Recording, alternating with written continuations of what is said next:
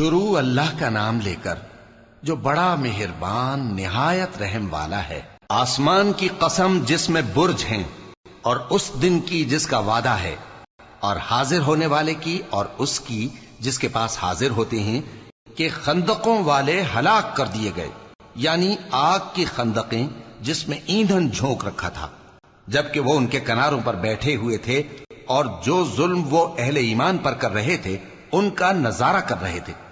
اور ان کو مومنوں کی یہی بات بری لگتی تھی کہ وہ اللہ پر ایمان لائے تھے جو غالب ہے، سب خوبیوں والا ہے، جس کی آسمانوں اور زمین میں بادشاہی ہے، اور اللہ ہر چیز سے واقف ہے۔ جن لوگوں نے مومن مردوں اور مومن عورتوں کو تکلیفیں دیں اور توبہ نہ کی، ان کو دوزخ کا اور عذاب بھی ہوگا اور جلنے کا عذاب بھی، اور جو لوگ ایمان لائے اور نیک کام کرتے رہے ان کے لیے باغات ہیں جن کے نیچے نہریں بہ رہی ہیں، یہی بڑی کامیابی ہے۔ بے شک تمہارے پروردگار کی پکڑ بہت سخت ہے، وہی پہلی دفعہ پیدا کرتا ہے اور وہی دوبارہ زندہ کرے گا، اور وہ بخشنے والا ہے، بہت محبت کرنے والا ہے، عرش کا مالک، بڑی شان والا، جو چاہتا ہے سو کر ڈالتا ہے۔ بھلا تم کو لشکروں کا حال معلوم ہوا ہے، یعنی فرعون اور سمود کا؟